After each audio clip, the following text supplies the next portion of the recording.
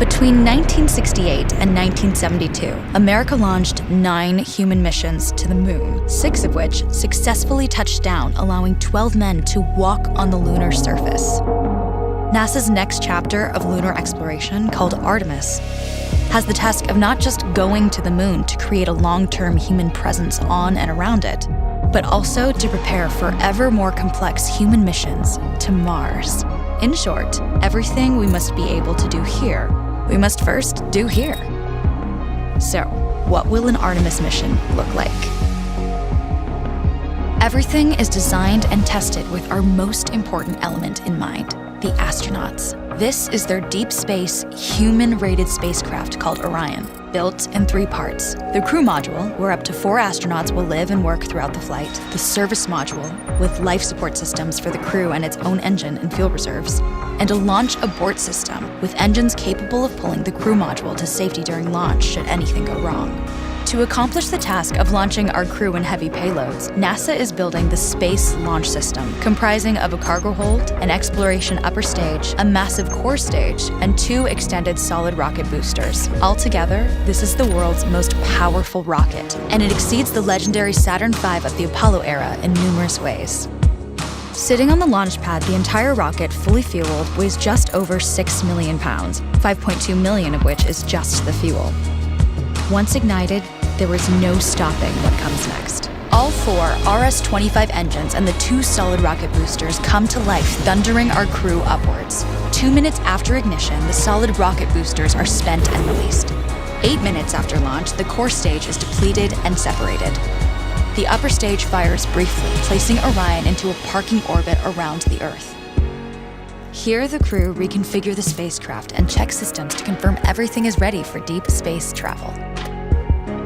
With a go from mission control, the crew reignite the exploration upper stage engines to leave Earth entirely. The exact timing of this maneuver is critical to reach a speed that can escape Earth's gravitational pull, but also put Orion on a course that will intersect the moon days later. Once this burn is complete, the upper stage of the SLS is jettisoned and the crew aboard Orion coast for several days toward all that awaits them at the moon. Approaching the moon, we see the fundamental differences between Artemis and Apollo. Instead of requiring Orion to serve as an expendable lunar command module or to carry a constrained lunar lander, the Artemis missions will take advantage of a different approach: pre-staging. Everything needed for lunar missions will be positioned in advance by commercial and international partners.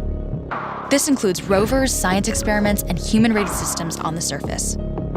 But it also includes a dedicated lunar station in orbit around the moon called Gateway. Here at this station, we can pre-stage a robust lunar lander and establish a strong communications relay.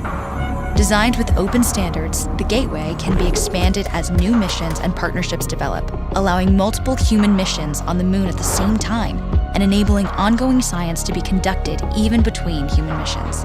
The Gateway is also capable of adjusting its orbit to allow access to every part of the moon, something the Apollo missions could not do. But the real key in this approach is placing Gateway in a unique halo orbit to perfect the maneuvers needed for Mars missions.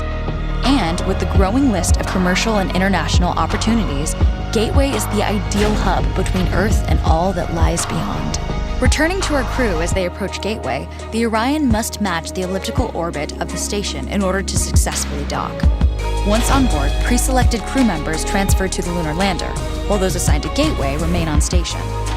The lunar lander system itself is built for 3 unique steps: descending from the halo orbit of Gateway down to a low lunar orbit, descending from low lunar orbit to the surface, and once the lunar mission is complete, launching from the surface of the moon and ascending all the way back to the orbiting Gateway.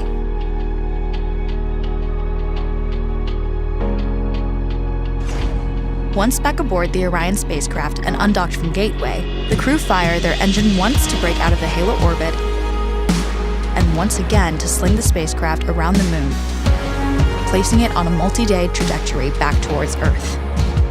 As they near the end of this journey, the service module is released, and the crew module is oriented heat shield first.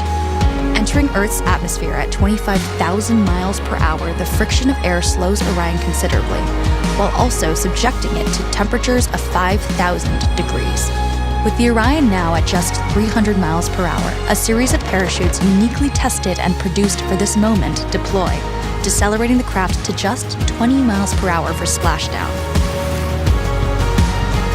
With each successful mission, Artemis ushers in the next wave of men and women to explore our moon and prove that together,